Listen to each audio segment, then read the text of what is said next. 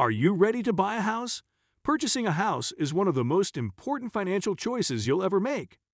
Here are 10 things you must know about buying a home, from determining price to why you should hire a realtor. 1. Hire a reputable real estate agent. We all know that realtors take a share of a home's sale price, which makes some buyers wary of using one since they feel it raises the entire cost. Keep in mind that the commission is paid by the vendor, not the customer. A listing agent, the agency representing the seller, does not safeguard your interests. According to Brooke Wilmies, a real estate agent with Space & Company in Philadelphia. And that person would just pocket both sides of the commission. That implies you aren't saving any money.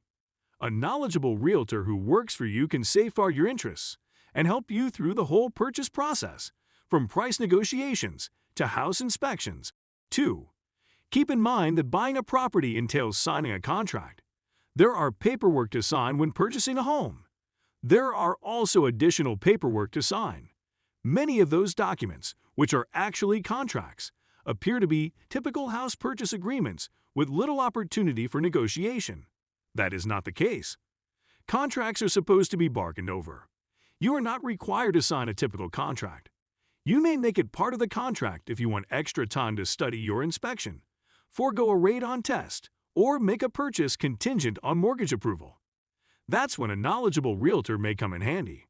Look at number 1 once more. 3. Don't acquire only for the sake of the life you have now. Purchasing a home is likely to be one of the largest financial commitments you'll make in your lifetime. Consider your long-term goals before agreeing to buy what you believe to be your ideal home. Do you intend to continue working in your current position? Are you getting married? Considering starting a family? You may not really pay down any real equity for 5 to 7 years, depending on the market and the conditions of your mortgage. If you aren't confident that your property will be the house for you in a few years, you may want to keep searching. 4. Consider your commitment. I'm not simply referring to your mortgage.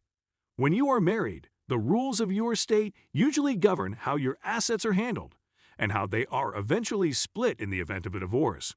When you're not married, the same rules don't always apply. That implies you must consider the long term. If you're buying a property with someone who isn't your husband, make sure you have a backup plan in case things don't go as planned. It's a good idea to have a written agreement in place for things like titling, mortgage payments and responsibility, maintenance, and so on. 5. Don't limit yourself to paint. It's not uncommon for your dream house to include that one area that you've already imagined altering. Remember, Wilmies, that fixing aesthetic concerns, a coat of paint or some wallpaper, is very affordable, but making modifications to kitchens and baths may be costly. People prefer to focus on the cost of cabinets, appliances, and countertops, but they often overlook the expense of labor, which may double or treble the cost, she adds. That isn't to say you shouldn't buy a property that needs a lot of work, but you should consider such costs when evaluating whether you can afford it.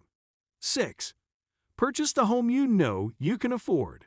This may not be the same as the amount your mortgage provider feels you can afford. Our finances looked fine on paper when we were fresh out of law school and working for prominent companies. However, we lowered our expectations since we weren't confident that our income and spending would stay the same. We were correct. 2 years later, precisely when the economy began to tank, we launched our own company. Because the property was less expensive, we were able to keep up with our payments despite having less money in our pockets. So, what is the most effective ratio to use? Some lenders estimate that you can make mortgage payments of around 1/3 of your gross income, while others estimate that housing-related expenditures, including mortgage, insurance, and taxes, would be closer to 28% of your gross income. There are other things to consider, including your expected income, interest rates, mortgage type, and the market. Inquire with your mortgage broker for assistance in figuring out what's going on. 7. Don't get too caught up in the purchasing price. The purchase price is only one aspect of home ownership. Make careful to factor in all of the expenditures connected with your possible new residence. This includes insurance, homeowner association fees, and real estate taxes, which may rapidly mount up depending on where you reside. And it isn't only house upgrades that may be costly. Maintenance can also be costly.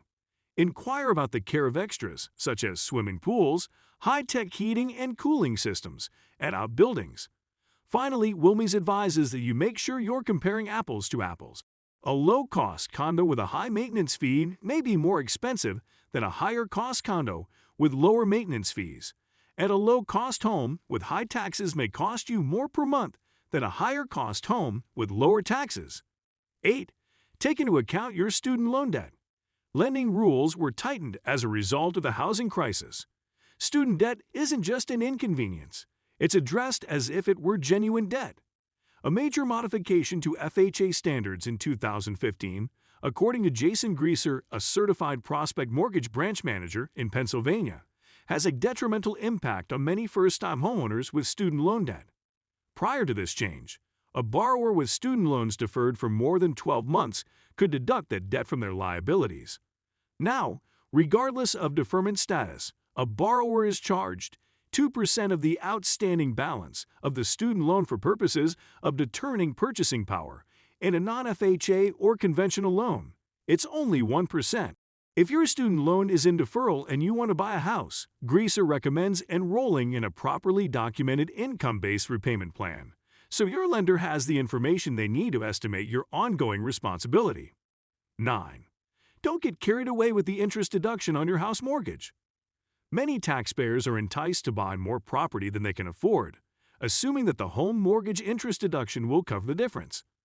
The mortgage interest deduction is only available if you itemize on Schedule A. Only about a third of filers take advantage of this option. If your deductions exceed the standard deduction, you must itemize. The standard deduction for married taxpayers filing jointly is $12,600, and for solo taxpayers it is $6,300. Those rates stay put for 2016. If you do decide to itemize, keep in mind that your out-of-pocket expenses will still exceed your tax savings. Paying $5,000 extra in interest will only save you $1,400 in taxes if you're in the 28% tax bracket. And you can't depend on the same amount of savings indefinitely. The longer you own your home, the less interest you'll owe. That's great for increasing your equity, but it implies a lesser tax deduction. 10. You are not required to own a home. There's no law that says you have to purchase a house by 35 or ever. Purchasing a home is a major investment, and while it may be profitable, it is not for everyone.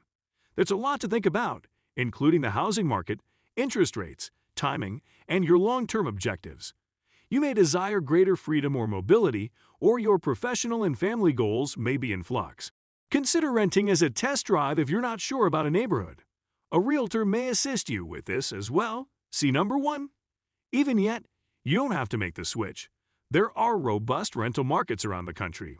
And in certain regions, young professionals are opting for rentals rather than home buying to save money and be flexible. That's reflected in the numbers. The house ownership rate in the United States was 64.9% last year, without including borrowers at danger of default. In 2010, approximately 69% of homes were owned, downloads as a PDF. For reference, a 1% change in ownership implies well over 1 million homeowners. That's all for this episode, and we really hope you learned something new today from the video. If you did, tell us down in the comments section. It makes us feel good and motivates our team. If you enjoyed the video, remember to subscribe. If you already have not and liked the video, it takes 5 seconds of your time. But each and every one of you means a lot to us. Until next time, bye.